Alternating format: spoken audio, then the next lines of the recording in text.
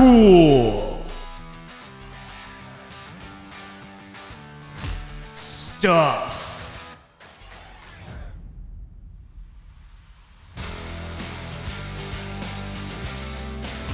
Ink. Get it? It's ink from a pen. Who writes this? Go to coolstuffinc.com, links in the description, and use code CMO for 5% off. CGB! Oh, buddy, do we have the best video we've done yet. Twitch chat, we are currently live with my subathon. Twitch chat has decided to pick cards for you to review today. And so, as always, your goal is to figure out if these cards ever got banned. Are you ready? I am basically undefeated against Twitch chat lifetime. They have never gotten me on anything. I've never been debated, not once. I've never been fooled, not once. This is my wheelhouse, and I will not lose this streak today. All right, we're gonna put it to the test. Here's your first card. Guilford the Legend. Well, dude, look at these arms. What is going on? He's swole. He is very swole. I am sus immediately. So this is a level 8. Yep. The term monster has never been more appropriate. Attack 2600, defense 2000. Warrior. This card cannot be special summoned. When this card is normal summoned, you can equip as many equip spell cards from your graveyard as possible to a face-up warrior type monsters you control. Equip? Are we playing Magic now? What's going on? Yeah, we have equipment. We have equip cards. Yes. Since when? What do you mean? Have I not shown you an equip card? I'm 90% sure I have never seen anything. There's a world about I may not have shown you one. That's possible. Do you want me to show you an equip card? Would you like to see one? I know you love equipment. I know it from our experience together. Equipment is your bread and butter. That is a contentious subject, my friend. That is you just want to suit up one creature with like 5 equipment so it gets removed and your whole game plan tumbles before you. I understand. Would you like to see an equip card just for context? Jeez, can I rate this without seeing an equip card? I think I would could. immediately say... You could. I would lock in garbage. You know how I feel about equipment too. Okay, but no, let's see some equip cards. Okay, let's show you some equipment. Here's one. Solitary Sword of Poison. Spell card. Speed Duel. So how you know this is an equip card, up in the top right where it says spell card, there's a cross symbol, like a plus sign. That means it's an equipment for us. Got it. What's a Speed Duel? Let's not get into that. Just read the card. I feel like context is going to be ignored if I don't demand to know immediately what a speed duel is, It's Simo. a different way to play Yu-Gi-Oh! And that's like, so some cards in Yu-Gi-Oh! Are legal for speed duel and most aren't. So that's the context. Oh, you have another format. We do, but no one plays it. Great. Equip only to a monster you control. If the equipped monster battles an opponent's monster, the equipped monster's original attack and defense is doubled during damage calculation only. If you control a monster other than the equipped monster, send this card to the graveyard. You can only control one Solitary Sword of Poison. This card and only one other monster means you hit something for double. It does have to battle an opponent's monster. Does have to battle a monster. Can't go face. Yeah. So this is just an example. There's a million different equip spells that like increase stats and like do different things. Kind of like Magic, how you have different equipment as well. It's the same thing. Except it's all free for us. That's the difference. You can just literally just summon a guy and slap 5 equip spells on him in the same turn and just, just kill your opponent. And I'm sure the person who submitted Guilford the Legend is just that type of gamer who that one time slapped like 5 equipments on one gloriously overly buff monster and slayed the opponent. I will say one big difference compared to Magic is that when the monster with the equip spells dies, the equip spells also die. Well, that sucks. I guess it's more like enchantments in that regard. So this is the good old all-in strategy. And we know in the history of the game that with the right kind of things in any game, an all-in thing is both fun and appealing to a certain type of player, and it can win games if the interaction is bad or the protection is good enough. But, of course, classically, if it gets removed and you lose everything, you probably just lose the game on the spot and it's over for you. So you're asking me, did Guilford the Legend ever get hit? Is that what we're doing That's here? what we're doing. Yeah, that's what we're doing. Jesus, how bad did it get? When is this card from? Very old, actually. This card is from, I want to say 2003, maybe 2004, to be honest with you. Maybe a little bit later. Let me double check. 2005. Okay, excuse me. 2005. So very old. 3 years into Yu-Gi-Oh's history. You gotta be careful with those old cards, though. Gotta be careful. You do. They existed in weird formats with questionable ban decisions being made. They're always questionable ban decisions if it's going on. Let's be honest. What could be more questionable than banning a Voltron commander? Do they call it Voltron in Yu-Gi-Oh too? No, they don't. No, that's just a Magic term. It's very funny. Yeah, in Commander specifically, we call it Voltron because you have the thing and then you put all the things on it, and then you're Omega strong or whatever. So how much does this need that much help? Let's see. When this card is normal summoned, that means you have to sack two things, You do have to sack right? two monsters to summon it. Yep, because you can't special summon him. I'm sure you can find two things to sacrifice that tutor you exactly what you need. So I'm sure that's all part of the fun. So then it says equip spell cards from your graveyard. So that's pretty good if either you dumped these or they were equipped to something already and died. It only says from the graveyard, not on the field. Yep, from the graveyard. So, Which, well, I mean, again, we don't have equipment on the field. It doesn't stay on the field. So, I mean, the sword either comes out of your hand or you pull it out of the graveyard with this thing. All you have is a solitary sword of poison. Then this thing kills another monster and does some damage, but it's not like a one-shot on its own right there. What happens if you have two swords of poison? You can, because you can only control one. Oh, it says it right on the card. So Yeah. how do I break that rule? But you could have like 4 other non-solitary sword of poison equipped spells equipped to him. So it's other buffs, yes. yeah. Okay. That's this because it's the solitary sword. That is why you can only control one of it. Most other equipped spells don't have that restriction on them. What if I brazenly cheat? Does that help? I mean, if you can get away with it. yeah, I'm sure I can. Okay.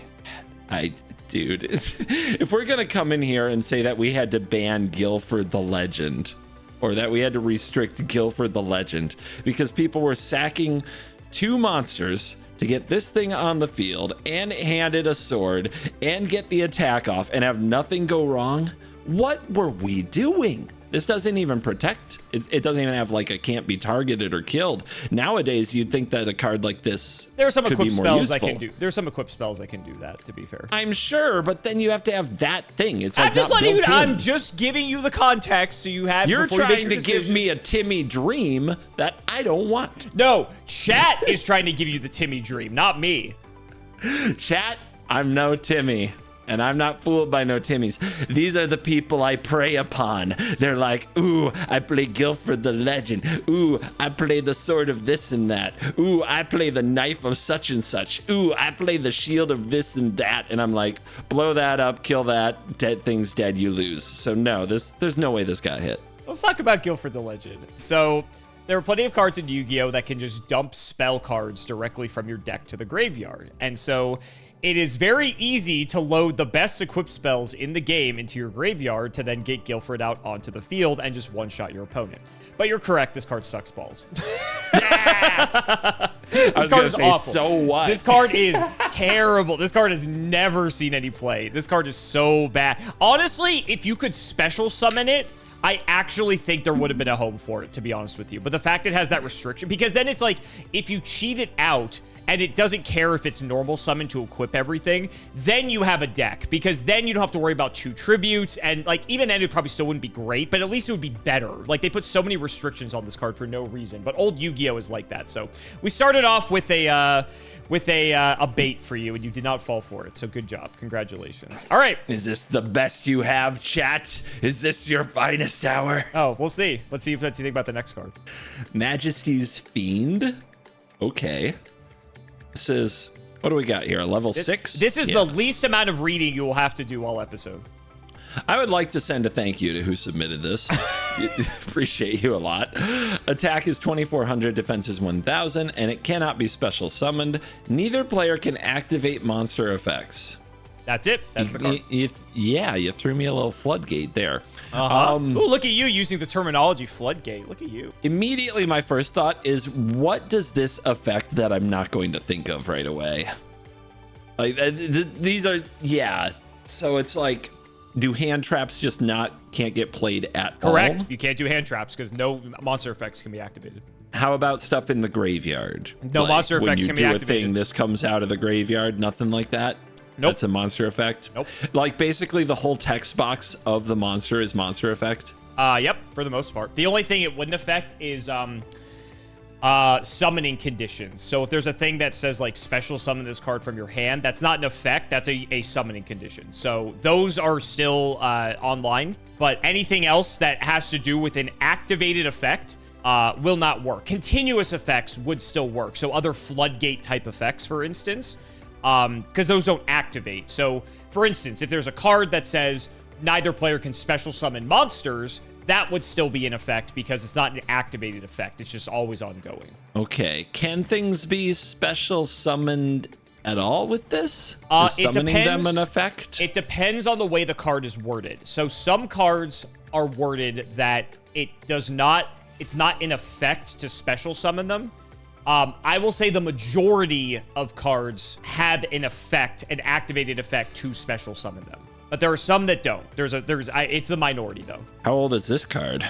This is actually mid Yu-Gi-Oh! I want to say, I like guessing before I actually look. I want to say 2015. Okay. I'm double checking here. 2014. I was very close. Good try. Good try. Yeah. It's fun. I get to play my own little game while you play yours. I remember there was something that we did in a video recently that cared about fiends. So I'm sure there are ways to like tutor this up. There are ways to search Majesty's Fiend from your deck. Yes. You can't special summon him though, but you can just immediately tutor him from the deck. Yes, I will give you that. And it's a level 6, so that means you have to tribute one monster to play it? Does need a 1 tribute, correct. How good is that 2,400 attack at that price? I will say that is probably your premier 1 tribute stat line is 2,400. There are some that will go to like 25, 26, but for the most part, 2,400 is kind of like for a 1 tribute. 2,400 is a really good baseline for a 1 tribute monster. So it's reasonably hard to kill in attacked position. It's correct, yes, because most normal if you're summons just going toe to toe. Most normal summons cap out at 2,000 at the absolute max, and like not counting any effects or anything. Just their base stats are 2,000, so they're not going to run over this in battle. Yeah. So if you're building with this. Let's see, are you building the type of deck that's like all in on this, and then once you have it on the field, you don't have monster effects in your deck, you have a bunch of spells and traps and things like that? Does that just make your deck bad? Is this good enough to actually hold the opponent off? I mean, they can still play their monsters for the most part. Yeah, I mean, depending on the circumstances, sure. Yeah, that's the weird one for me, is because I can tell that there must be something in the wording that says some decks probably can't function, but others can like half function until this is dead, and then they full function. Sure. Well, for instance, if you remember your favorite deck, the runic deck is all spell cards, right? So if in the instance of you're going up against a deck like that, Majesty's Fiend may have much less application because the deck is 90% spells and it doesn't care about monster effects, right? So it's very like matchup dependent in that respect, or maybe like format dependent as well. I know people don't like getting shut out of games, but that is much more of a casual commander strategy than a Yu-Gi-Oh strategy. And we are talking, you said mid Yu-Gi-Oh. Yeah, this is like mid Yu-Gi-Oh, where they were afraid the kids would be mad. Yeah. I will say this is definitely before Yu-Gi-Oh 2 for sure. This doesn't feel to me like a card that would get banned in that era. It does seem like you put this down and you're like, haha, I have defeated you. And they're like, remove it and then do all my things and kill you. And you're like, oh no, how could this have happened to me? Okay. So that's the first vibe. And then, so I don't think this is banned. I don't think I'd ever put it down as banned. I am wondering if it got restricted. I don't care about, I'm just asking about banned. I mean, if you want to say it's restricted, that's fine, but we just care banned or not banned. That's all we care about. Oh, all right. I'm making your job easy today. friendly rules today. Yeah, I like friendly that. today. We're friendly today. So since you were being so nice to me, clearly this was banned because you really want me to just you just want me to go with The that. mind games. The mind. There's no, I don't know, man. It doesn't protect itself. It does die to a combination of larger attacking monsters or spells or traps.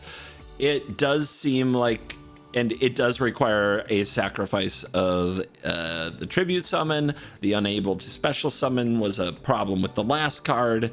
So I'm sure in some way that I don't fully grasp all the time that probably matters here.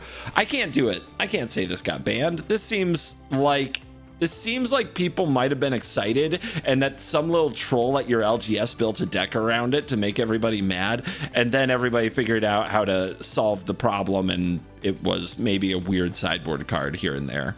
So yeah, I'm going to say this is fine. So Majesty's Fiend is actually really fucking strong.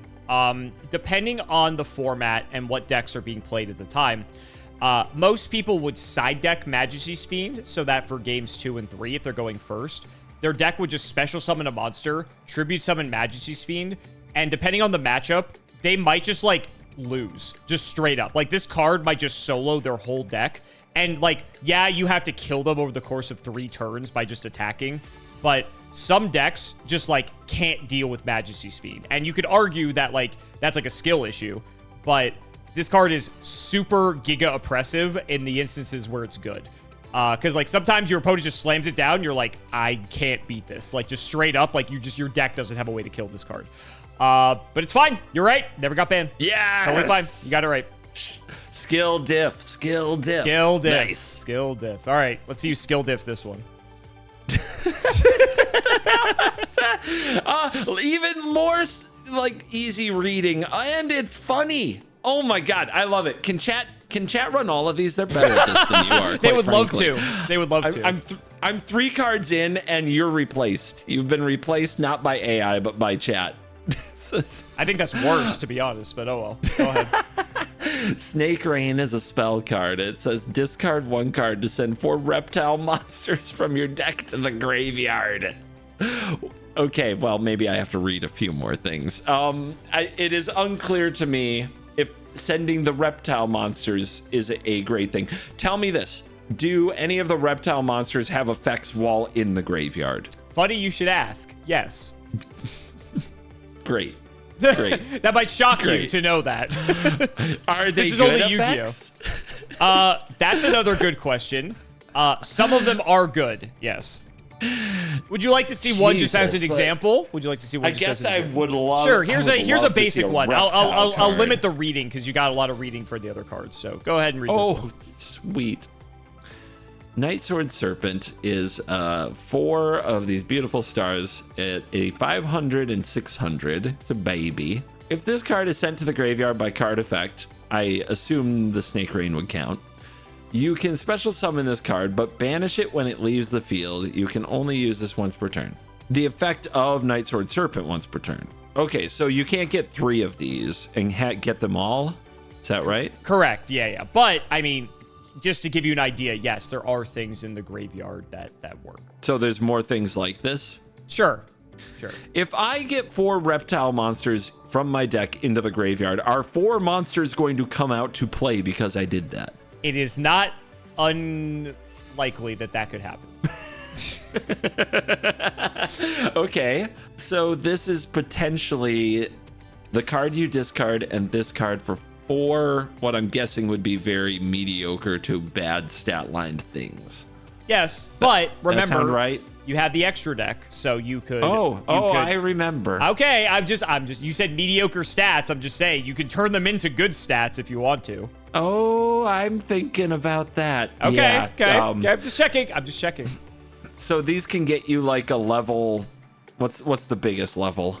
Like 10? It could get, yeah. Probably. I mean, 12 is the max level in the game, but that, like, hypothetically, yeah, there's no limitation on that. And this can probably get you a level 12, right? Because it's A sacrifices like 2 dots on your monsters or something.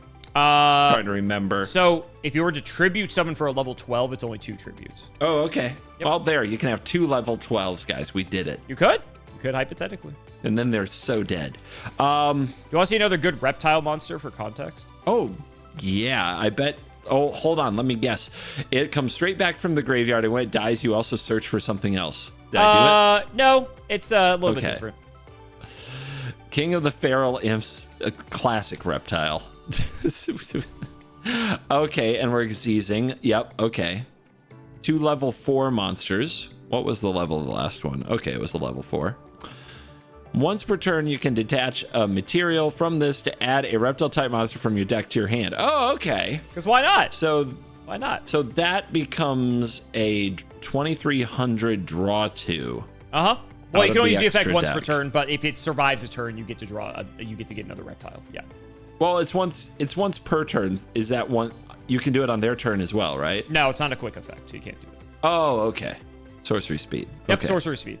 At the bare minimum, it replaces itself and hits really hard. There are some alarm bells with this. In Magic, that would be a very scary card. Like, at the price of like 1 or 2 mana, discard a card, search your library for 4 of a type, put them in the graveyard. With the right type and the right deck, that's a lot of resources and could be a problem. It's very specific though. In Magic, would that have to be banned? We have 3 mana search your library for any 3 creatures and put them in your graveyard. Would you like to see some bigger reptiles just to help you out a little bit? Is it Godzilla? Yes, I would love to. Sure. Take a look at this guy. Ogdoabyss? Ogdoabyss? The Ogdoadic Overlord? Yeah, okay. Sure, why not? This is level 10. Okay, 3100, 2200 reptile. If this card is in your graveyard, you contribute 3 monsters. Special summon this card. Oh, okay. So this just goes right to the battlefield with this.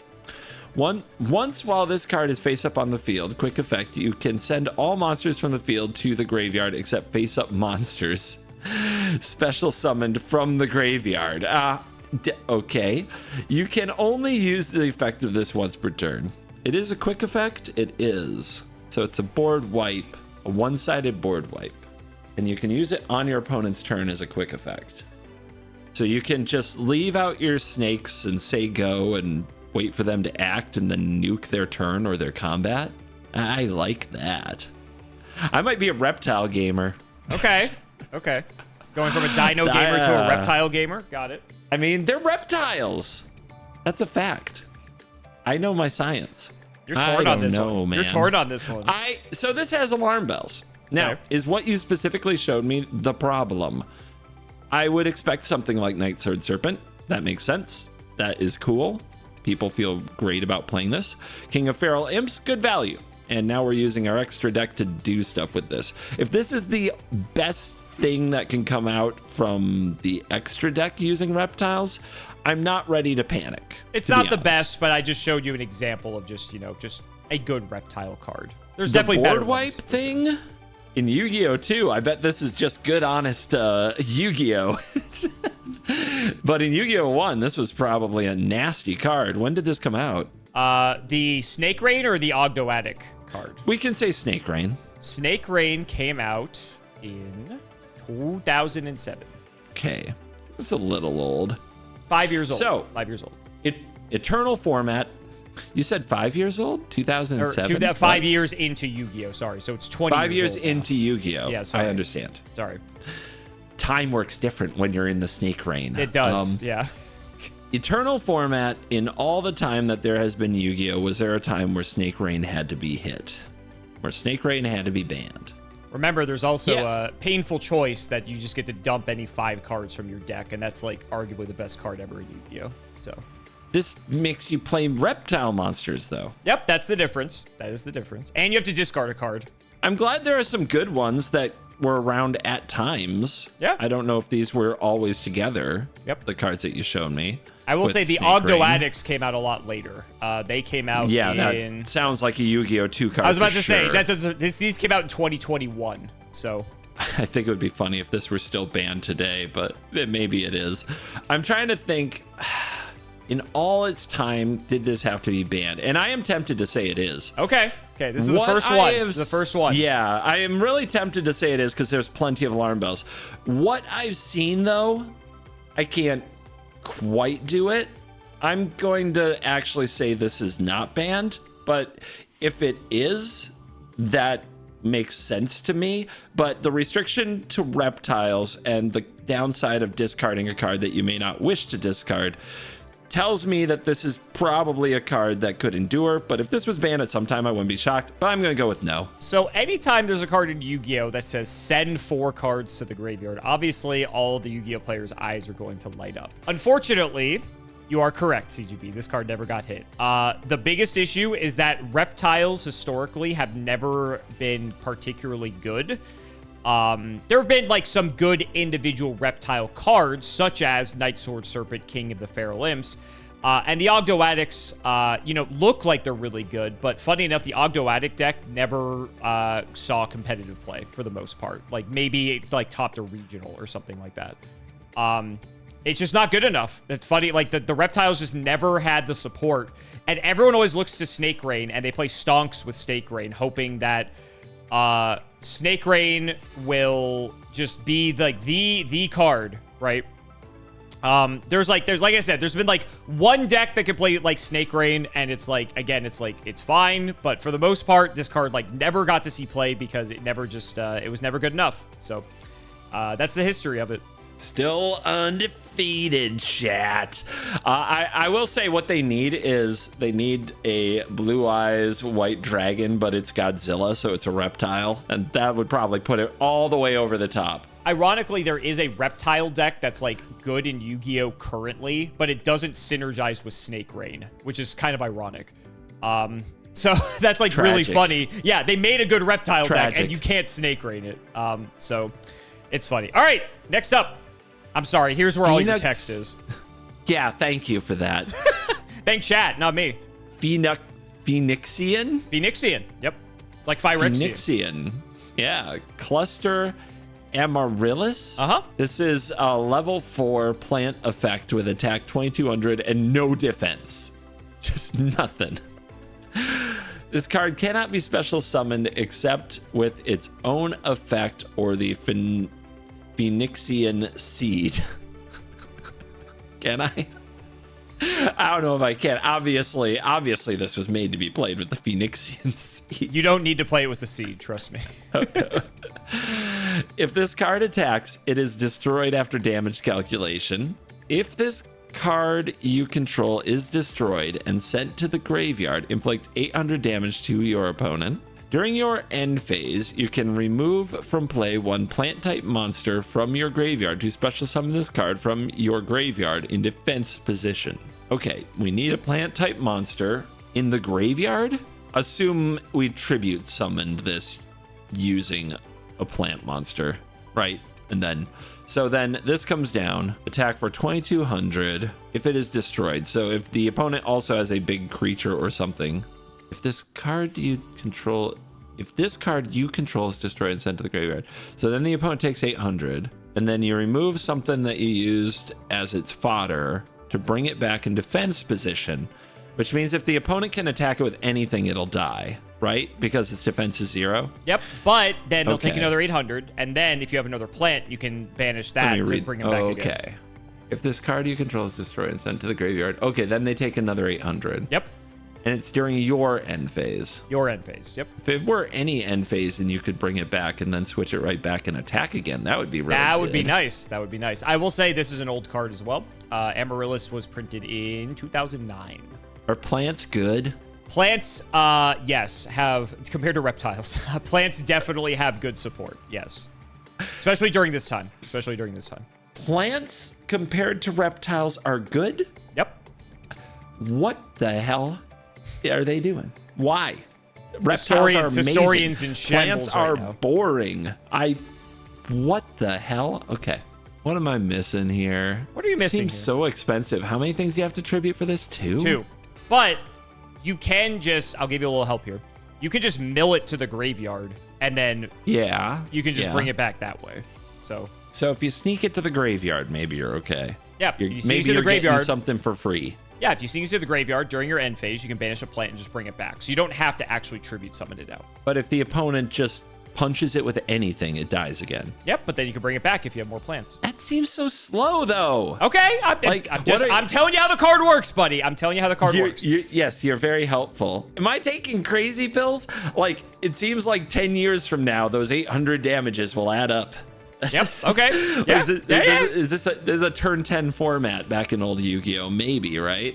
I mean, it's kind of cool, especially with multiples, right? Maybe there's... Can do multiples, yes. That does work. If there is a world where you can just mill half your deck and then bring back 3 of these, then you have something similar to a card called Prized Amalgam in Magic, or various other dredge cards like Vengevine in Magic, where the idea was that we have the cards that mill the whole deck, and then we have these things that trigger when they get milled and they come back onto the battlefield. So even if they're just terrible 3-mana 3/3s, they can beat the opponent to death if you got them for free on turn 1. In every case that has been good, the problem has been determined to be the card that is milling half your deck and not the card that is coming out of the graveyard. Okay, all right.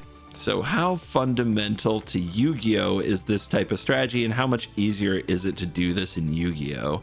I also feel like every time you've shown me a card that was like, take a huge chunk of cards and throw them in the graveyard, that was the problem. So would they ever ban a plant that came out and over time beat your opponent down? Is there a card like, is there a Snake Rain for plants? Is there a Snake Rain for plants? Is there a Snake Rain for plants? I want to say no. This card's fine. Okay. Yep. Final answer. Yeah, fine. It's fine. Chat said, God, I wish. That should tell you the answer. All right, let's talk about Amaryllis. So Amaryllis is actually very interesting. So first of all, when this card first came out, no one ever touched this card. This card was seen as very bad. However, something you may have missed is that this card has no once per turn clause on it. So, as Yu-Gi-Oh! Aged, there were combos that were developed that you could get 10 plus plant monsters in your graveyard in addition to Amaryllis, and there was a specific link monster that when a monster was summoned to a zone that it points to, it blows up everything on the field. And so you basically could loop Amaryllis in the end phase 10 times to burn your opponent for 8,000 damage to just kill them and win the game on the very first turn. So this card got banned, and it's still banned today, as a matter of fact. Wow. They didn't just errata it? They never errated it. The cool part about the story... They just release a version with a once a turn. Why not? The cool part about the story is that in the Retro Edison format that I always am talking about and glazing, is that this card actually... People figured out this card is actually kind of good. And it actually has its own deck in Edison format where it plays a bunch of plants, and it doesn't like do any degenerate things like winning on the first turn, but it's just a very strong recursive threat that is going to just slowly keep... And Edison's a slower format. It's Yu-Gi-Oh! 1. So, like, it's actually, like, a good deck in that format because it's just this recursive threat that just keeps coming back, and it's like you kill it, it's going to burn you for a little bit, but it's going to keep coming back. And if it slams you for, like, 2,200 to the face and then blows itself up, it does another 800, that's 3,000 damage. That's almost like half your life points. Not to mention, you can play it in multiples. So, the whole deck revolves around, like, milling cards to hopefully get Amaryllis into the graveyard. Then you can start resurrecting it by banishing your plants, and you play this sort of like aggressive like plant deck essentially. So it's actually had a very interesting trajectory. Plant aggro? Plant aggro. Yep. I can't with your game. I'm sorry. This is what kind of stupid is this? Okay. I told you there's some very good plant cards around this time. Maybe I'll show you some of them in the future. All right. Oh boy, we got a good one coming up next here. Oh yeah, better than plant aggro? Oh, hope you got your glasses, buddy. Oh shit. Good job, you got the memo. This is the Cimo strategy. Just wear him down with words. I didn't tell them that that's part of the plan. Beat him to death with words. Okay. Dogmatica Alba Zoa. 1, 2, 3, 4, 5, 6, 7, 8, 9, 10, 11, level 12. Okay. Attack 4,000, defense 4,000. Cannot be ritual summoned except by Dogmatica Calamity or another Dogmatica card effect. You're enjoying this way too much. I thoroughly am. I told them I wanted you to have cards that you could evaluate in a vacuum for what it's worth. So this is not my fault. I would have never picked this card to show you, to be honest. What do you mean? Are you not curating the list at all? I know. Have you turned the keys over to the inmates of the asylum completely? I have, yes, actually. That's exactly what we did for this video. Dogmatica monsters you control are unaffected by the activated effects of your opponent's fusion, synchro, Xyz, and link monsters. During your main phase, you can make your opponent choose and apply one of these effects. Parenthesis. You, quotation marks, in these effects means that opponent. Parenthesis. Period. Chat says it's our show now. Bullet point 1. For every 2 cards in your extra deck, send 1 card from your hand or extra deck to the graveyard. So that'd be the opponent again. The is your extra deck, but the hand or graveyard, or the hand or extra deck and graveyard are the opponents? For every 2 cards in your extra deck, send 1 card from your hand or extra deck to the graveyard. That's the opponent's extra deck. So for every 2 cards in their extra deck, send 1 card from... They have to send 1 card from their hand or extra deck to the graveyard. Okay, great wording. A+. No notes. Bullet point 2. For every 2 cards in the opponent's extra deck, send 1 card from their hand or extra deck to the graveyard. So you can like wipe out their hand or kinda the extra deck. But you can basically wipe their hand. Yeah, so let's say this is turn 1. They'd have 15 cards in the extra deck, so that means they'd have to either discard 7 cards or send 7 cards from their extra deck to the graveyard. Wow, their choice? Their choice. The other one is return all fusion, synchro, Xyz, and link monsters you control to the extra deck. You can only use this effect once per turn. What? Yep, so either you're forcing them to send a bunch of cards from their hand or extra deck to the graveyard, or they have to bounce all of their stuff from the extra deck back into the extra deck. Let's say if this is like turn 2 or turn 3. What the hell is the wording and templating on this? Why can't it just say for the opponent? Why does it have to? Okay. I think it plays around like certain types of... It plays around like certain types of like wording on cards for like preventing them from triggering and doing certain things. And your opponent has the choice. Your opponent has the choice in the first instance. The second, they get to pick which of the 2 effects. Yes, they get to pick which one they want to do. In the first instance, they get to pick out of. It says you make your opponent choose one of these effects, so they get to pick one of the bullet points for them to suffer doing. Well, then do you make them choose again? Because it says at the very bottom once per turn. Okay. Yeah. So you can only make them do either one of the effects once per turn. So then, like next turn, if this sticks around, you can make them do it again. So they can scoop up all their fancy monsters and put them back in the extra deck. They can wipe out a chunk of their extra deck or their hand. I mean, it does give them a lot of options to pick the thing that none of it's good for them, but they have a lot of options. I will say there are not many cards that make your opponent send cards directly from their extra deck to the graveyard to kind of like go after their extra deck, if you will. There's a few, but not many. So how likely is it that you actually can hit the whole thing? Because in my mind, giving them the choice means they're probably most of the time, assuming they have cards in their hand that they want to protect, I would assume that most of the time they would choose to give up half the extra deck of their choice, keep the ones that are most relevant to the game that they're in. It depends on the type of deck that they're playing, because some decks need more cards in the extra deck than others to do their plays. So it depends on the type of deck that you're going up against. But again, it's like, it's a variable, right? But the variable's in their court. So if they are in need of that extra deck, they can discard from their hand instead. Sure, but they would have to discard their whole hand essentially, because if this is turn 1, they'd have to discard 7 cards and you only have 5 cards in your opening hand. So more often than not, they're always going to pick the extra deck, and if it's a deck that's a combo deck that needs let's say 8 or 9 monsters in the extra deck, then they're going to have to get rid of some of those pieces, and that could just basically disrupt their whole deck's game plan, essentially. Okay. There's a lot of could in here. For context, the second effect that says return all fusion, synchro, Xyz, and link to the you control the extra deck, they need to control at least one of those things in order to use that effect. They can't just use that effect and just like not return anything, if that makes sense. Say that again.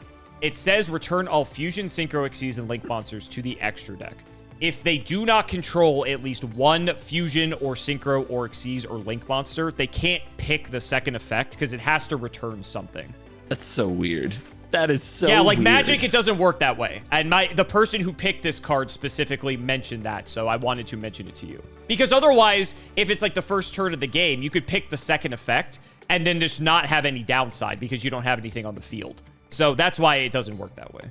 And how reasonable is getting something like this on turn 1 of the game? Oh, you can do it. Okay. Of course you can. Of course you can.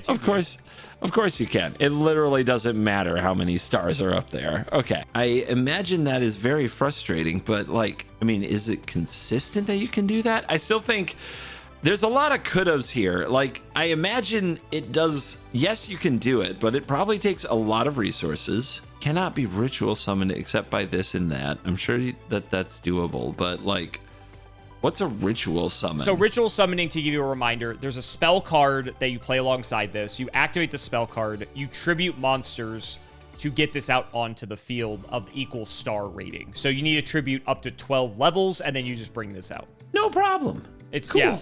Yeah. It's not hard to bring this out. I will give you the context there. And my typical, like, this is an extra deck question. Like, this is an extra deck card, right? No, this goes in your rituals go in the main deck, which is very weird. A lot of people feel like rituals should have gone in the extra deck, but it's like one card type that doesn't. So this has to also be in your deck, so you have to go get this card. Correct, but there are plenty of tutors for these types of cards. It's got a lot of words. When did this come out? It's relatively new. This card came out relatively new.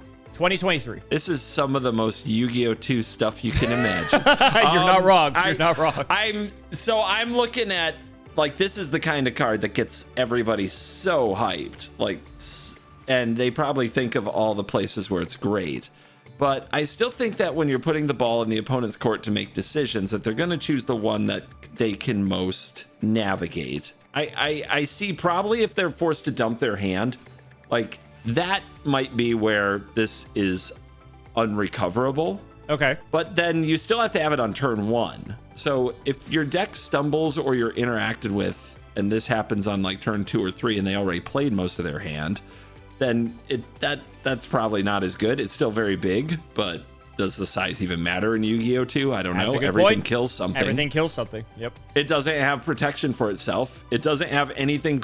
The first line of text after the ritual stuff says Dogmatica monsters you control are unaffected by the activated effects of your opponent's fusion, synchro, Xyz, and link. So it does have protection from spells and traps, but it does have protection from anything from the extra deck. The Dogmatica archetype is very anti-extra deck, notoriously. Okay, well, then it's doing its job in a way. But, I mean, it still gets hand-trapped, right? Like, doesn't every hand trap you've shown me mess this up? I feel like it does. No, there's some, but not all. Okay, not There's all. a few. There's Gotcha. a few. There's a few. It does feel like this is so interactable. It is interactable. It doesn't say quick effect anywhere on it. It's a Yu-Gi-Oh! 2 card. This is fine. Cheat it out on turn 1. Put your whole deck into this. And if you pull that off, you know, crow from the rooftops, but just try it after some sideboard cards are put in the deck. Just try it against a good old interactive pile. Nah, this is just a Yu-Gi-Oh! 2 card. This is fine. Fine, it's fine. Correct. This card's fine. Yep, Okay. you got it right. This is just your very, my like, God. flashy, you know, just big, giant boss monster thing. I'm not going to say, like, this card never saw any play. It saw a little bit of play, but it's not particularly played. It's, like, it's kind of whatever. It loses to, like, removal effects of effect monsters, spell cards, trap cards. Like, that just kills it instantly. So, yeah, it's, like, it's totally fine. So I love that just every level 12. Just assume they have it on turn 1 nowadays. It's like, that's great. Wow. Okay, sure. What's special in your game anymore? Like, what gives people that rush anymore? Is there anything? It's your element, probably. Oh, God. That's the rush that people get excited. Anyway, let's go from the Waifus. biggest. Let's go from the biggest monster to the smallest monster. The level eater. Yep, that is a baby. 600 attack, no defense. It's an insect. If this card is in your graveyard, you can target one level 5 or higher monster you control. Reduce its level by 1. And if you do, special summon this card. This face-up card on the field cannot be tributed except for a tribute summon. It can't be tributed for special summons? Is that what they mean? No. So there's some cards that say, like, tribute a monster, do X, right? Like, tribute a monster, like, pop a card your opponent controls. So you can't use it for that, but you can use it for a tribute summon. Because that would be too good? Interesting. Level Eater's kind of old. Weird He's from, like, restriction. 2009, I want to say. This is in your graveyard, and you have... So basically, you use this as the fodder, right? And it comes back basically for free, because reducing the level by 1 doesn't change like hardly anything that I can think of. Yeah, unless you're doing particular like synchroing or Xyz plays. Yeah, it doesn't matter. Yeah, the level is irrelevant for the most part. All right. So if you play this and then pitch it and tribute summon and then get this back, can you then special summon something that requires 2 things to sacrifice? Yeah, so if you have like Guy, bring back Level Eater, then you can tribute both of those for another guy. Yeah, you can do that. Yeah, it's resources. It's taking all that downside and making it totally free. How about that? Is that worth a card in your deck? Probably if you're chaining up into good stuff. I mean, it seems like a very good card. Is it busted? Let's check for once per turn.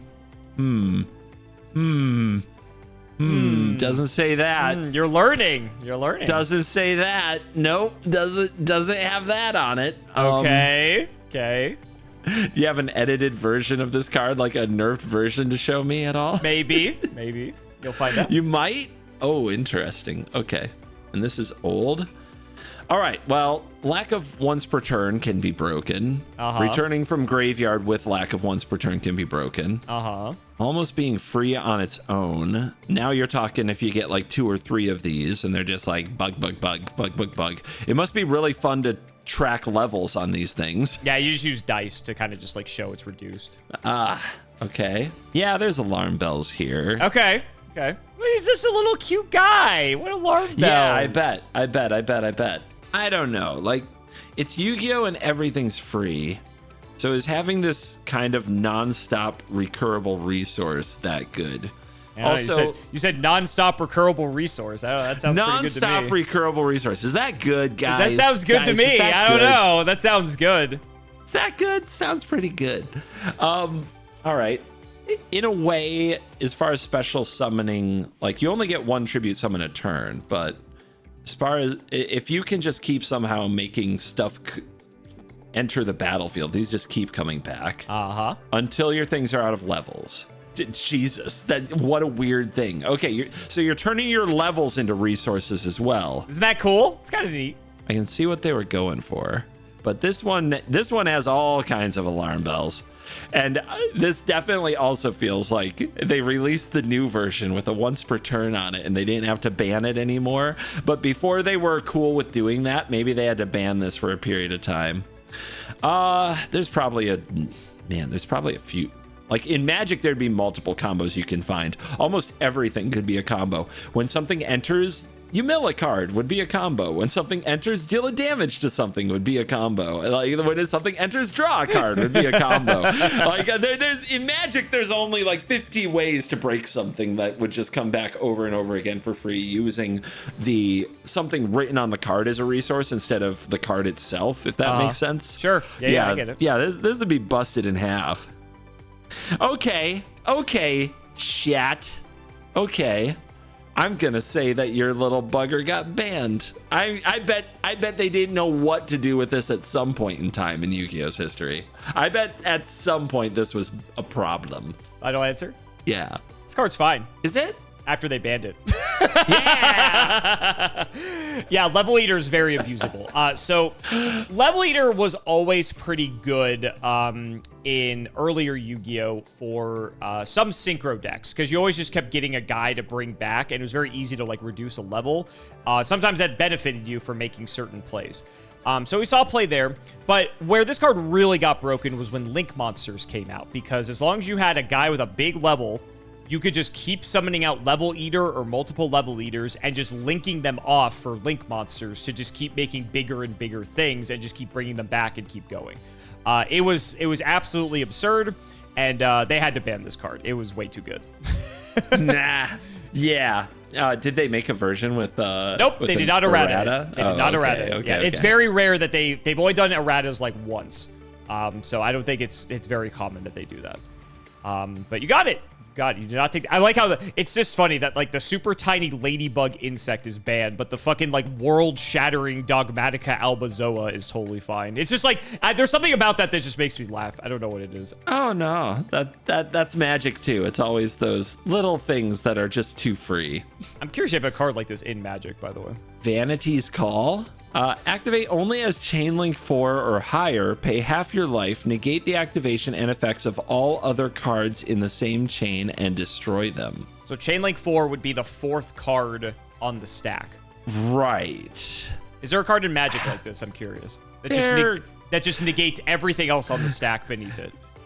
You said you're not looking at chat right now, but you've also acknowledged what they're saying. Does anybody in chat have it? Because I know what it is. Anybody in chat know this card? Let me. I'll see. I'll watch chat. Someone's saying Flusterstorm. Flusterstorm, not bad. Not what I was thinking of. Okay. Not what I was thinking of. Someone said Mindbreak Trap. Hey. Is that what it is? Let's read that. Let's read this card. Oh, look, you pulled it up. You're hijacking my video. If your opponent casts 3 or more spells this turn, you may pay 0 rather than pay its cost. Exile any number of target spells. It's not exactly the same though, because it doesn't negate their effects, right? It does. Oh, it does. So even in fact, it doesn't even counter them. So if a card is uncounterable, it just exiles them from the stack. Oh, interesting. Actual nothing. Yeah. Interesting. I wouldn't realize that. They're exiled for good. Can't get them back. Can't cast them from the graveyard. Yeah. Sure. Well, in our game, we can cast stuff from the banished pile. So it's even a trap. Look at the type line. Yeah, it's a trap. It's exactly the same card. It's a trap. That's so funny. That is so funny. Yeah, there you go. But yeah, the trap cycle, probably not inspired by any other card game whatsoever, basically said when the opponent does X, Y, and Z, you can play this card for free. This is an interesting one.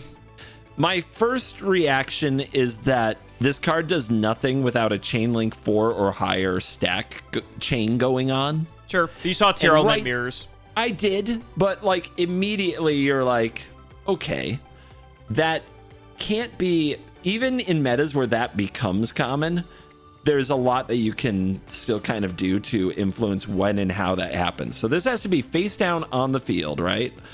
To be ready for this moment. So if you see that and you suspect a Vanity's Call, probably after game 1, because I bet main decking this, even in lopsided metas, was a bold call. I am guessing that cut your chain off a little earlier than normal, and you might play around it. I think that that's something that people could reasonably do. I mean, we're looking for cards that got banned. It's like, if Chainlink, like, I don't think I have to ask, but I could. Like, how common a Chainlink 4 or higher event is happening. Even if that happens, pay half your life. Well, for context, you just need to see a Chainlink 3, because this would be the 4th card. So they do something, you respond to it, they respond to it. Then this you is flip live. Vanity's Call. Or they have 3 trigger effects that all happen that they put on the chain, and it's all 3 of their effects, potentially. I would say the former is probably more likely, but it's not uncommon to see a Chainlink 3 in some decks, just like naturally. I hear ya. I still think this is, compared to like a face down trap card, if you're going to invest in a face down trap card past the turn, you want to be very reasonably sure that the situation will happen. Okay. Otherwise, what are you doing? Yeah. What have you done? I agree. Have you done anything? We had a whole trap deck video that this wasn't in. And I've got to be like, was that because this is banned? Probably not. It's probably more likely this is fine and is a sideboard card to get them every now and then.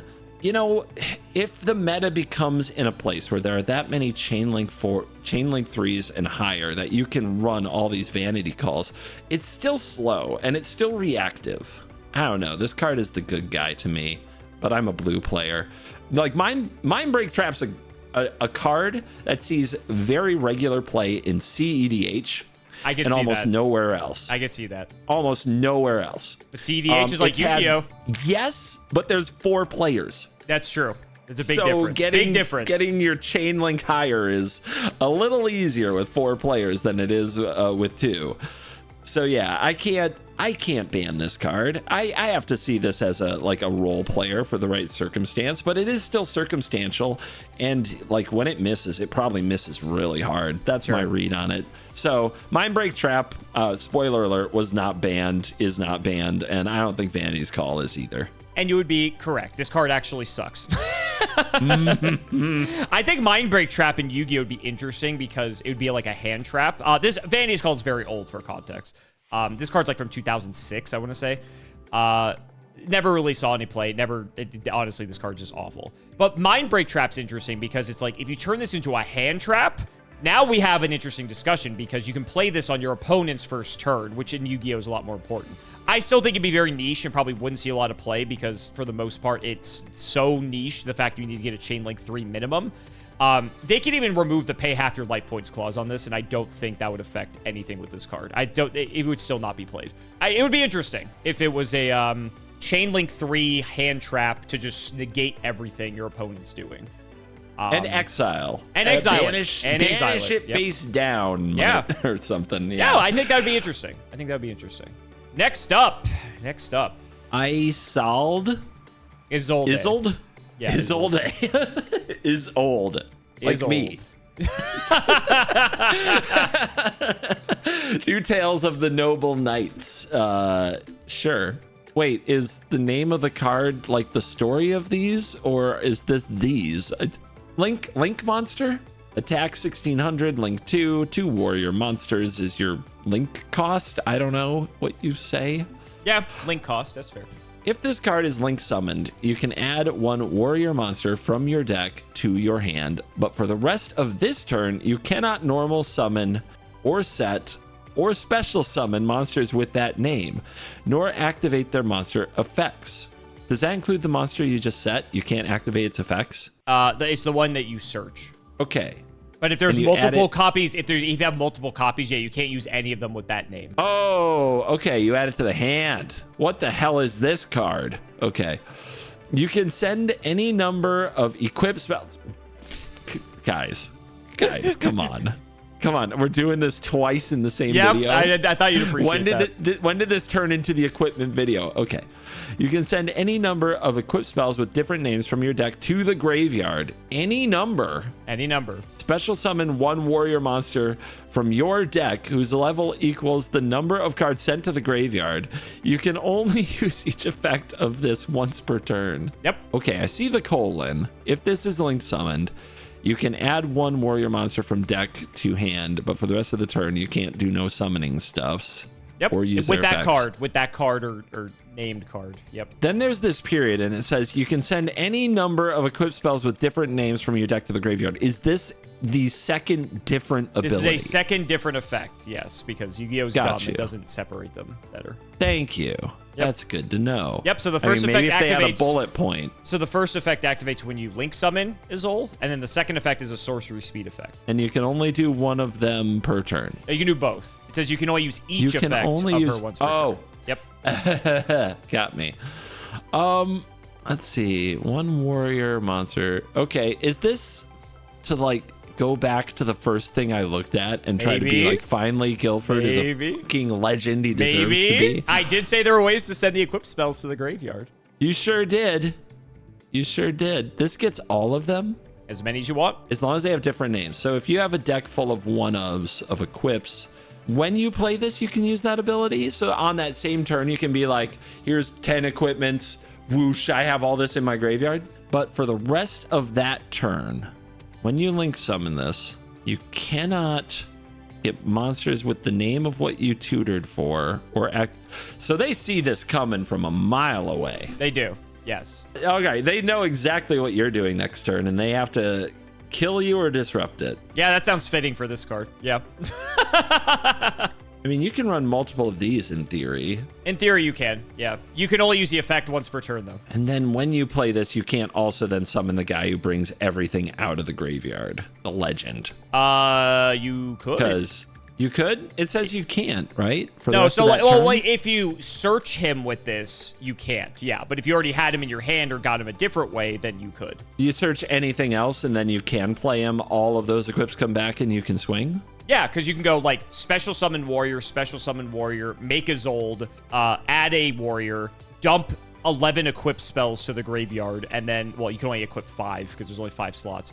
Then tribute summon the monsters for Guilford, and then equip all the equip spells to him. That's a perfectly legal play. It sounds like a lot. Can this thing can't be used as a tribute summon, can it? Sure it can. Can it? Okay, it can. Why not? Okay. As long as you did normal summon prior. It doesn't have a level, so I was like, I don't know. That's maybe. When did this come out? When was Link? Link wasn't that long ago, right? No, this was like 2018. Yeah, 2018. Okay. So kind of like Yu-Gi-Oh! 2-ish. All right, so they tried to make the equip thing work.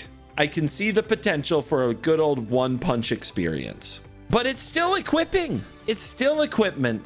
You can still disrupt the graveyard. You can still disrupt a creature attacking. I feel like we've done this in Magic too. They just want equip to be good, so they keep making cards, and they're always a little bit better, and it still just doesn't happen. And every set, we're like, is this the time? Does this new card break equipment? And every time, the answer is no. Absolutely not. Hell no. Every time. The only time equipment gets good is when it like draws cards. Is there an equip spell in Yu-Gi-Oh that when it enters draws 2 cards? Do we have Pot of Greed on an equip? Do you want the answer? Yes. It's not directly a +2. Like, it's not directly a Pot of Greed, but okay, wait. Let me show you this card. Let me show you this card. It's fair and balanced. Got it. Broken Bamboo Sword. Equip monster gains 0 attack. Okay, then there's this card. If you control bamboo equip spell, draw 2 cards. When do you draw 2 cards? Just when you cast this? Yep. This is Pot of Greed if you control Bamboo Sword. What if you equip it from the graveyard? Does that draw 2 cards? Well, Broken Bamboo Sword doesn't draw you anything. And Golden is not an equip. Golden's just a regular spell card. It's just a spell? So you have to cast this spell after equipping the Broken Bamboo Sword that does nothing? Correct. Garbage. That's the closest thing I could think of that draws 2. So you asked. I did, and you showed me, and I regret it. I regret it. But they will. Do you want something that's guys, kind of a Pot of Greed in a roundabout way? What could change my mind at this time? Sure. Here, take a look at this. Let's get Pot of Greed with hoops. Let's do it. How many times can we look at Pot of Greed with hoops on this channel? Divine Sword, Phoenix Blade. Equip only to a warrior. Seems easy. Gains 300 attack. During your main phase, if this card is in your graveyard, you can banish 2 warrior monsters from your graveyard and add this to your hand. So the reason I say this is like Pot of Greed roundabout is because hypothetically, if you have enough warriors in graveyard, you can always keep adding Divine Sword back to your hand. So it's not like you drawing 2 cards. It's like you getting Phoenix Blade back multiple times to like do stuff with it. Yeah, free stats, kinda, if the graveyard is rocking. There's also, I'll show you this last one before you make your decision here. It's like, okay, finally after all this time, I see an equip card, and now I really wish I hadn't, because look at all the reading that goes with it. Smoke Grenade of the Thief is a spell, and it says when this card is destroyed by card effect while equipped to a monster, look at opponent's hand, discard 1. Oh no. See, this is where you're trying, you're doing the thing, you're being like, the hand knowledge, CGB. Think of the hand knowledge. Yeah, think of the hand knowledge, Think of the toxic, disgusting, bannable hand knowledge. Chat's thoroughly enjoying this, by the way. I bet they are. I bet they are. It's like, oh man, there's always the Voltron Timmies in every card game community, I've discovered. You're talking to a guy who thought Wind Fury was good in Hearthstone for a very long time.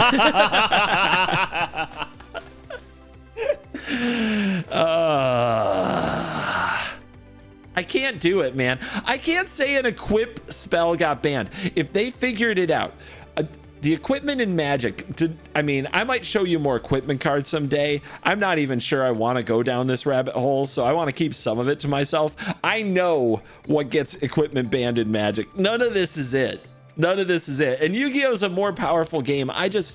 The only thing that's sending off the alarm bells here is this card and like any number to the graveyard. So if you have some way to pay that off, but then that still means you're throwing a bunch of equip spells in your deck, and it's unclear whether or not that is good.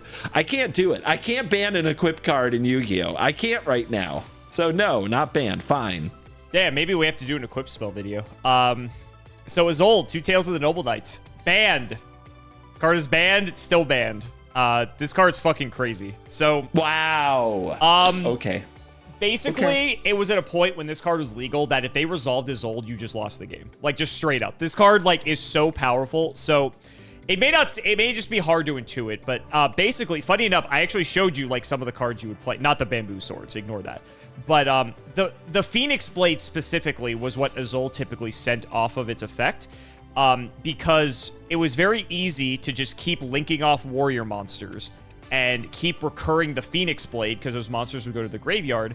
And there are certain effects with this particular deck that I'm thinking of that require you to discard a card to do something. So Phoenix Blade was a free card that you could just keep discarding over and over again so you don't lose any of your hand size, essentially.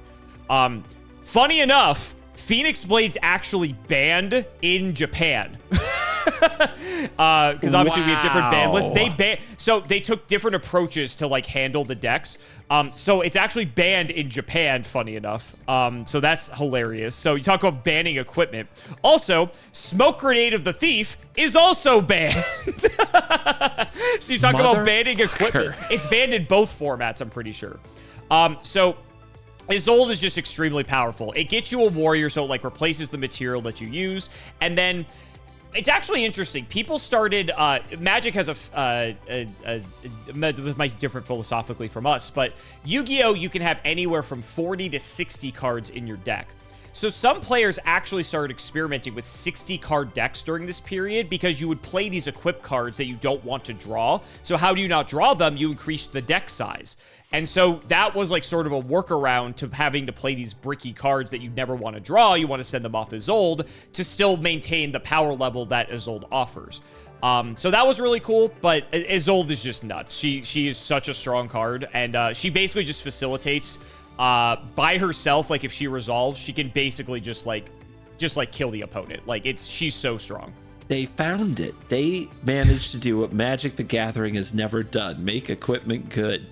Oh my God, they found a way. It's funny too because Smoke Grenade, and Divine Sword are actually very old cards. It took like Isolde existing for them to be good. I do have a weakness, as you know, Cloud fans, right? I know you don't like equipment. I don't really like equipment either. I had to do the weapons video. I was an absolute idiot at Hearthstone weapons analysis. They found my kryptonite. They found my weak spot. Yeah. I will say, I think I've only seen like a couple equipment in Magic. I think you showed me Sword of Feast and Famine. I'm like, that card's fucking crazy. Like, that's really cool. That's not a bad card. It's not a bad card. It's not a bad card. Okay, only a couple left. Here's your next one. Number 16, Shockmaster. This is... Oh, God. Oh, God. When it's over there, it's called something else. Oh, God. Oh, God. I'm trying. It's not a level. No, it's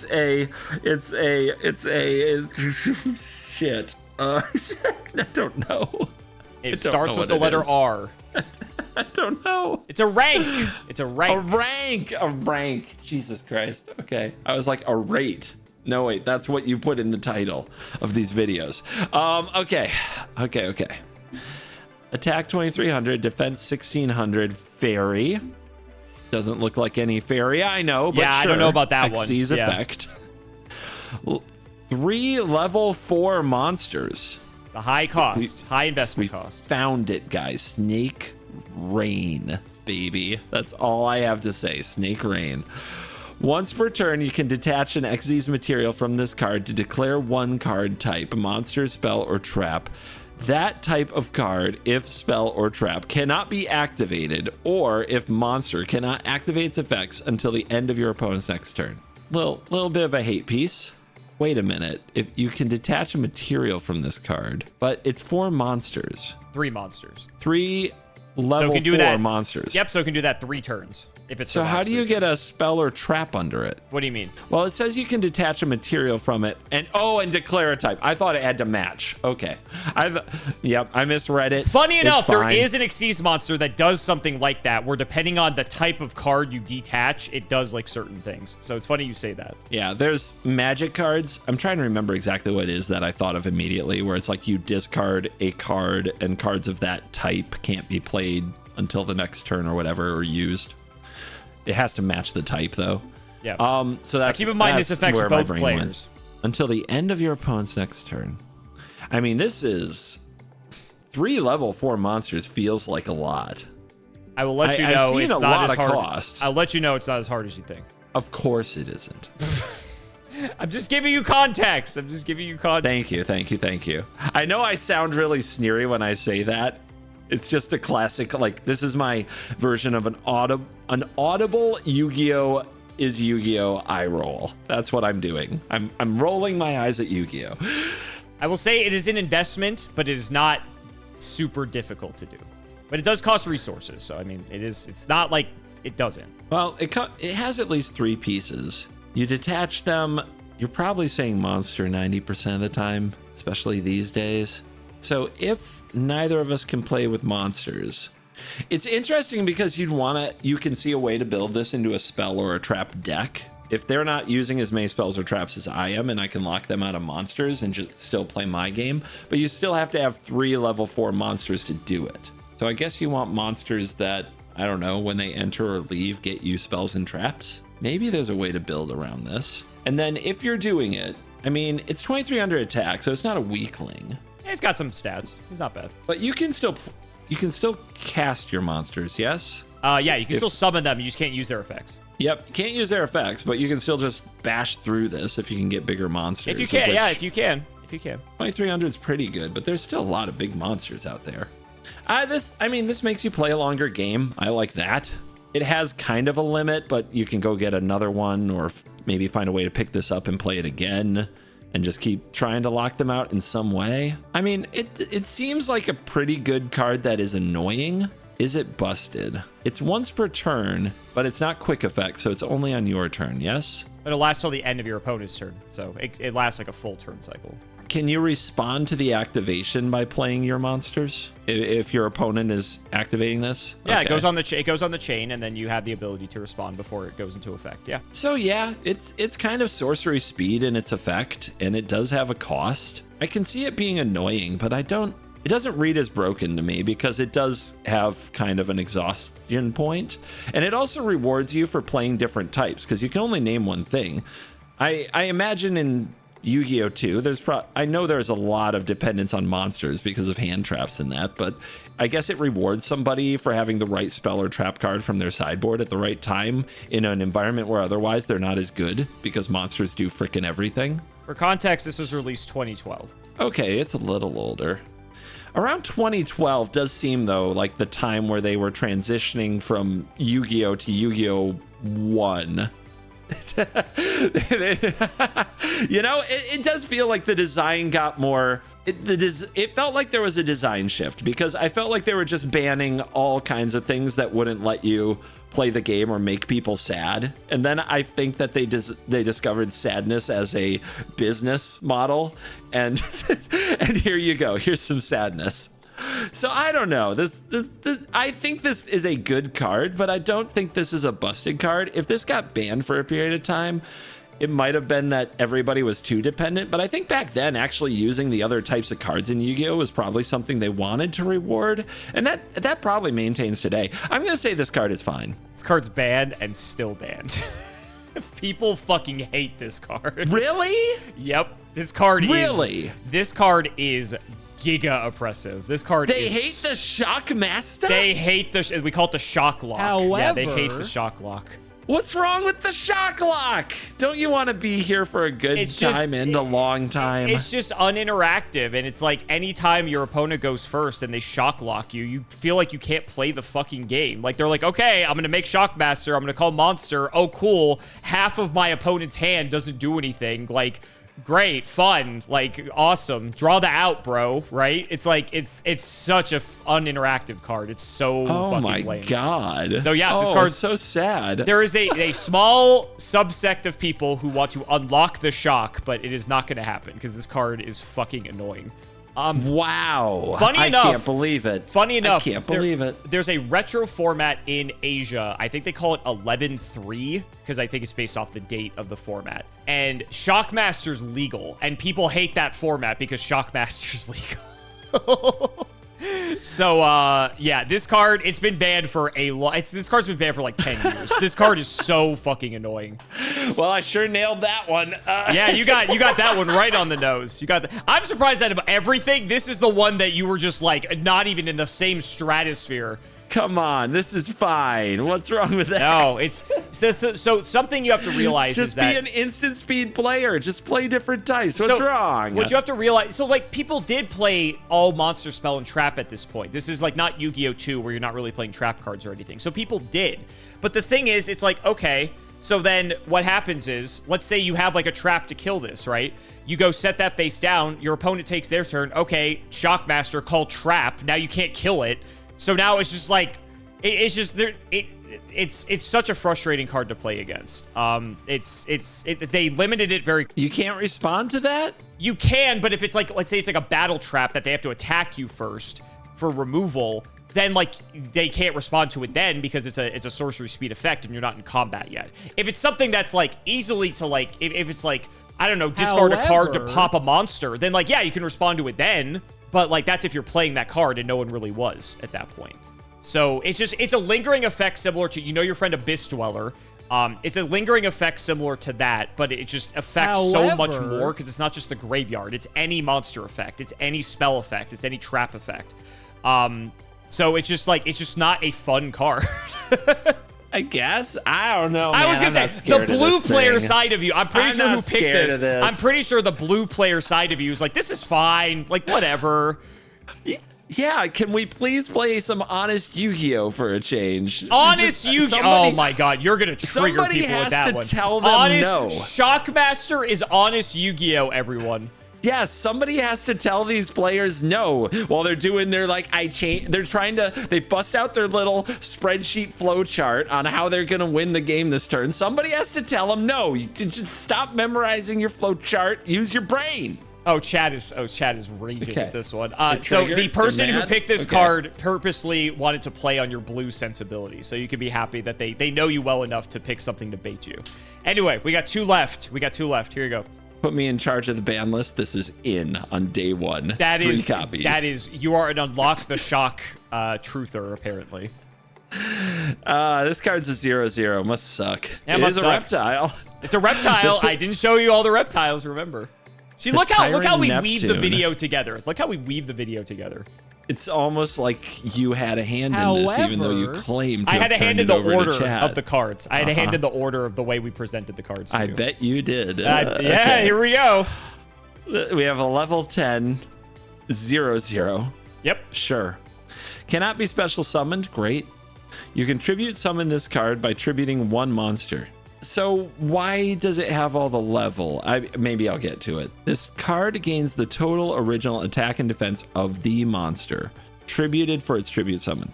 When this card is tribute summoned, target one effect monster in the graveyard that was tributed for the tribute summon.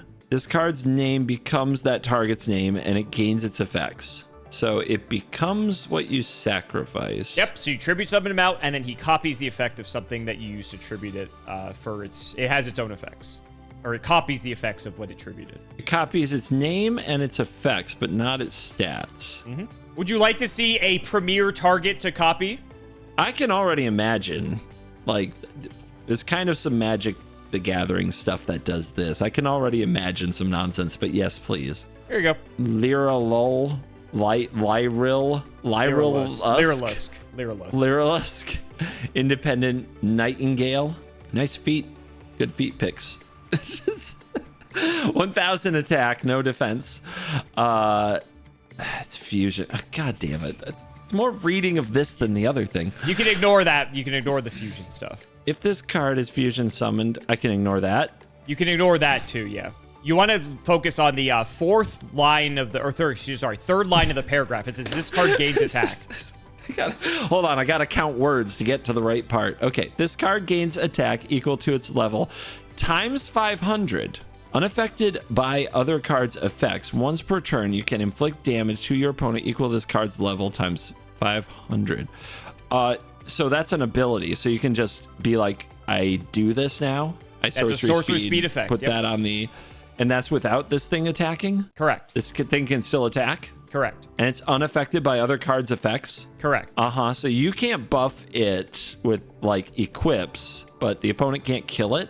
Like with anything? It's unaffected by other cards' effects. You are correct.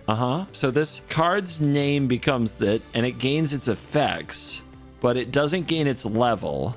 So this is a level 10. So what's the attack power? Where's my calculator? Is that 5,000? You are correct. 5,000? Uh-huh. Is that a lot in Yu-Gi-Oh? 5,000 attack, unaffected by other cards' effects, and what's the last part of the effect? Yeah, it can fire. It can just fire the cannon to face, and it can attack. Correct. So they're dead. Yep. Pretty cool, huh? It's a combo. It's a combo. It's a combo. It's a combo. We like combos. So which part of this card is busted? Let's see. This cannot be special summoned. Tribute by tribute monster. It gains the total attack defense created for the summon. When this card is tribute summoned, target an effect monster in the graveyard and become a copy. So it's a good combo for sure, but why are we examining the Tyrant Neptune and not the Independent Nightingale? Is this the only card that has this kind of copy effect? Tyrant Neptune? Maybe. Yeah. Yeah, copying effects in Yu-Gi-Oh! Is very rare. I know in Magic it's more common. In Yu-Gi-Oh! You do not see that very often. This is a very specific one too, where it only gains the name and its effects, and the attack and defense is a combination of the tributed things. But it can be any monster in the graveyard whose effects it gains. So it is a very unique card. It is. I would say so. So if this was turn 1 kill you, then they could ban this. Okay. And there probably isn't an easy replacement because it is so specific. Is there a reason this can't be done on turn 1? You can't attack on turn 1, but you could still hit him for 5,000. Yeah, you can still just burn him for 5K. At that point, it still can't be targeted, right? It still can't be affected by other cards' effects. It's unaffected by everything. It is unaffected by everything. So removal doesn't work. Nothing works. So if it's turn 1, they're at 3,000 health and they can't kill it. They can try to stat up, I guess. They can try to attack over it. They can try to attack over it. Okay, so that doesn't count. Like if they can attack over it, but it's like 5,000. Is that even reasonable? So I'll let you know. I think there are like 10 or 20 cards in Yu-Gi-Oh! That have 5,000 attack. So. And now you have to build your deck around like getting those into the system. Sure. On your first turn. On your first turn. And if you don't, they just nuke you for another 5K and you just lose. They don't have to go to combat. So the point of interaction for this has to be when. It says when this card is tribute summoned, you can target the effect monster in the graveyard. So in response to that activation, you have to interact? Yes, because it targets for cost, and then the resolution is that it copies. So if you have a thing to like negate the effects of Tyrant Neptune, then it won't copy the effect or the name. Is Yu-Gi-Oh! Willing to allow basically this like turn 1 game over if your turn 1 is unencumbered? What I can see here is 2 cards, and I know it's not just a 2-card combo because you have to have the materials, but this is it's easy to cheat all this out though, because I was gonna say it's extra deck, and Tyrant Neptune is a reptile, so King of the Fairlimps can search it, so that's not hard. And then Independent Nightingale, there's ways to cheat that out without actually fusion summoning it.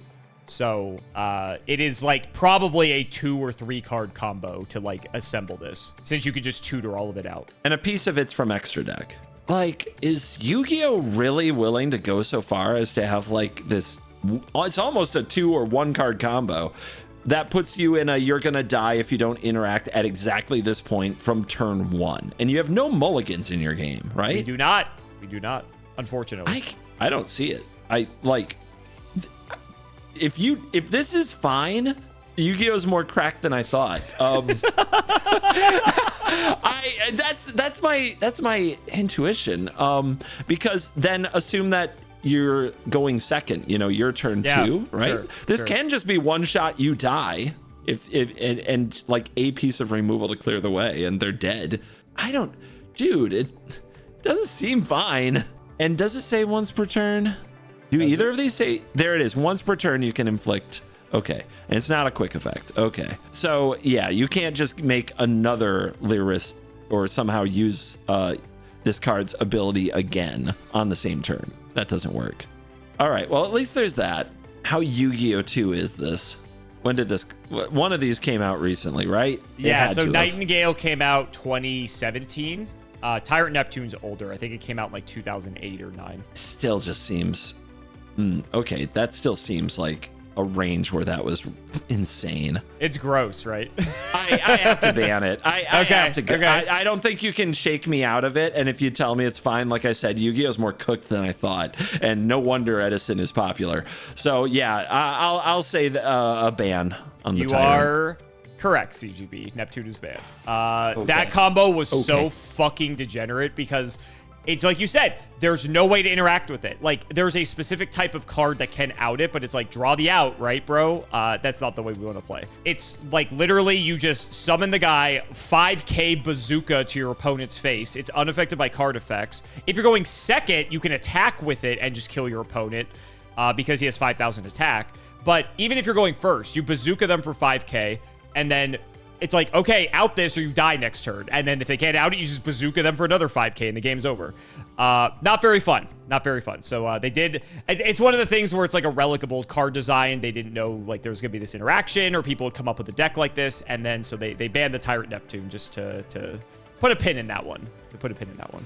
Not a bad idea. Jesus. This sounds like one of those, we missed that in playtesting design. I mean, maybe it's like the deck wasn't necessarily like obvious to do this. I think people kind of cooked to figure it out, and maybe they did know. We don't know because we don't actually get to like hear from. yeah. Great. Okay, hold on. What's with all the stars? Is your chat like all Timmys? Like, what's going on here? Super Star Slayer Typhon Sky Crisis. What a name. I just imagine like you're going around the table. Okay, everybody introduce themselves. I'm Super Star Slayer Typhon Sky Crisis. Nice to meet you. You will refer to me as Super Star Slayer Typhon Sky Crisis. You say the whole thing. People are very excited for this one. People are very excited for this one. Yes, Mr. Superstar. Oh, no need for the Mr. So like that kind of thing. Attack 2900, defense 2900. 2 level 12 monsters. Jesus Christ. Trust me, that's irrelevant. You'll read the first line. I'm supposed to tell you that. Yeah, of course that doesn't matter. Doesn't matter. No. During the turn or turn after, your opponent special summoned 2 or more monsters from the extra deck. You can also Xyz summon this card. It's okay. By using one monster you control with the highest attack. Yep. So if, like, let's say your opponent did that, if you have a monster or monsters, you can literally just go in your extra deck and slap Typhon on any of your monsters. Jesus Christ. Yu-Gi-Oh rocks, doesn't it? Transfer its materials to this card. If you do, you cannot normal or special summon monsters for the rest of this turn. But it's during the turn your opponent special summoned 2 or more monsters, so it's their turn, so that doesn't even matter. That's why it's the turn. That's why it's the turn after. Or it says or the turn after though. Yeah, exactly. So like either. So does this apply to the turn after? So like if your opponent's playing and they summon 2 things from the extra deck. If you do. The turn after. Yeah. But it still says this turn. The turn or the turn. Your opponent can summon stuff from the extra deck during your turn. That's not that's not unrealistic. Okay. While this Xyz summon monster is on the field, neither player can activate the effects of monsters with 3,000 or more attack. Once per turn, you can detach one material from this card, return one monster from the field to hand. Okay. So, Yep. So you get to slap it down on any of your monsters, and then nothing over 3,000 attack can use its effects, and then you can just bounce something as well. This is a Yu-Gi-Oh! 2 card for context. Oh, yeah. Oh, it sure is. If your opponent special summoned 2 or more monsters from the extra deck, I mean, how normal is that? Very. That's like every game? That's like every game. Every game. And this is an extra deck card, it right? Is. Yep. In what world do people not play this? I mean, it doesn't really have a restriction. No, not really. Aside from your opponent, you know, doing stuff, but I mean, they're going to. They do stuff, and you need to have a monster. Any monster. Just a monster. A monster. And you can still special summon and stuff before summoning Typhon. Typhon just has to be like the last thing you want to do. Right. Right. You have till the end of the turn to do the thing. You do. Yep. Neither player can activate the effects of monsters with 3,000 or more attacks. So I guess where you don't play this is where you have a lot of monsters with 3,000 or more attack, but even then you just play them and attack with them and do their things first and then bring this out. And it also returns a monster from the field to hand. Any monster. Any monster. Can bounce itself. It but can. Then, wait a minute. Does that still... Can it come right back if they special summon 2 things again? I mean, technically, I yes. guess. I don't know why Probably you would do that, unnecessary. but it's unnecessary, but theoretically, yes. I don't see any reason you can't. Let's assume there's a third turn in your game. I guess, like, why would you bounce itself? There's, like, no value to. Yeah, just to keep it from dying. But yeah, but like, yeah, in okay. Magic that can Sure. be in Magic that can be relevant. Yeah, you like, could go like attack and then bounce Typhon back to your extra, or you could just, you know, play 2 Typhon in your extra deck. Like, that's also something you could do. Jesus Christ. Chat says they have bounced their own Typhon before. So yes, see, that's a visionary. Yeah. Mod that one. What could go wrong? VIP at minimum. Okay. Geez, Cyber Dragon has come so far. Hasn't it? With any Yu-Gi-Oh! 2 card, especially with all the stars on it, I'm just like, okay, how is this fine? Not why was it banned? How is it fine? I'm sure it's just fine, but how? It could just be fine. It could be. Would I end on a card that's banned necessarily? I don't know. I could be baiting you. I could be baiting you. The thing is, in Yu-Gi-Oh! 2, I have no idea what is even the standard for banning. I was like, oh, is it because every deck runs Tier this? Element, that's the standard for ban. I guess. But it's like, how about every deck runs this? Is that a standard for banning in Yu-Gi-Oh! 2? Not always. It seems like there are cards that all your decks have to have. Yeah. This could be one of them. This could be one of them. What do we gain? Is there... Because while the bouncing from field to hand is annoying, it's also not a quick effect. It's not. It's a sorcery speed. But remember, if you bounce something from the extra deck, it goes back to their extra deck. So it's like that's pretty good. It's kind of removal in that sense for extra deck monsters, if you will. It's not, I mean, it's good, but it's not impressive. Everything has removal baked into its effects. I would agree. Yeah, like it seems pretty, like, especially by Yu-Gi-Oh! 2 standards, like it seems pretty tame. Yeah. And not being able to activate the effects of monsters with 3,000 or more attack is very interesting. It's like a floodgate for certain types of monsters. Yeah. Yeah, very specifically. And you can try to build around it, I guess. Then if this thing dies, are their monsters just going to run you over now because you built a bunch of smaller monsters? Dude, this thing is...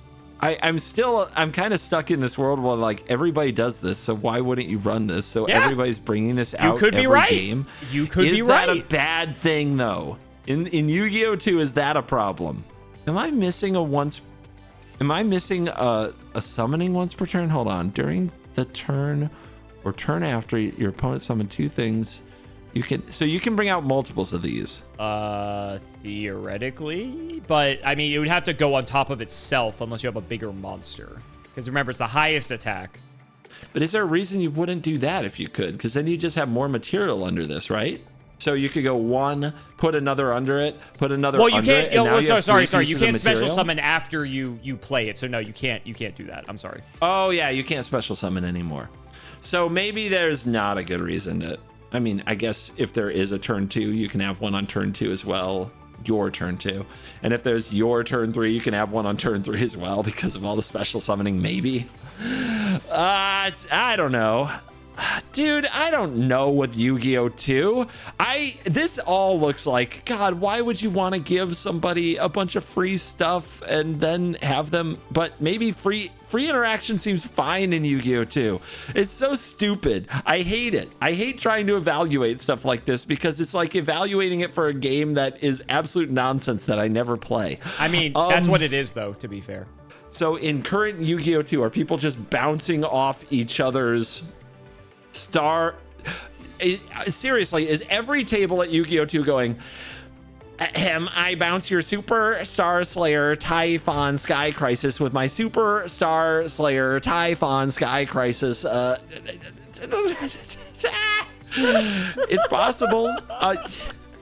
What the hell? When I'm not sure on Yu-Gi-Oh! 2, and I'm just saying it's not banned. It's always fine. Everything's fine. And you're right. It's fine. Oh my God. It's fine. This card's perfectly fine. God. It's not restricted. It's not banned. It's fine. Oh my God. This might shock you. Not every deck runs Typhon. It is like, what's its meta share, if you have a guess? That I had no fucking clue. Chat's 100% right at all times. Chat's always right. What is the meta share of Typhon? It's not like, it's like some decks play it sometimes, some don't. It's really just a choice.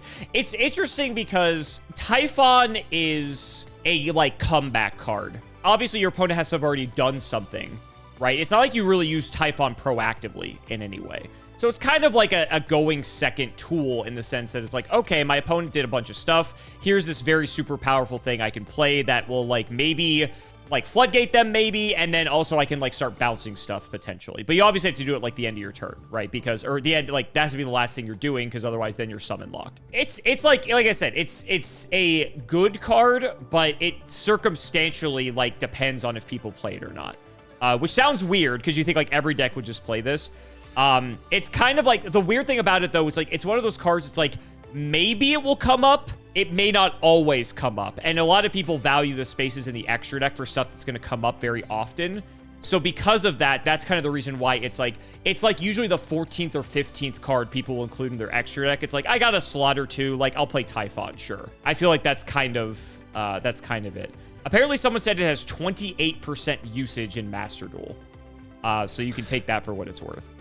To the bank, that's what you can take. It must be true. Anybody else want to make up a number and make it true? Okay.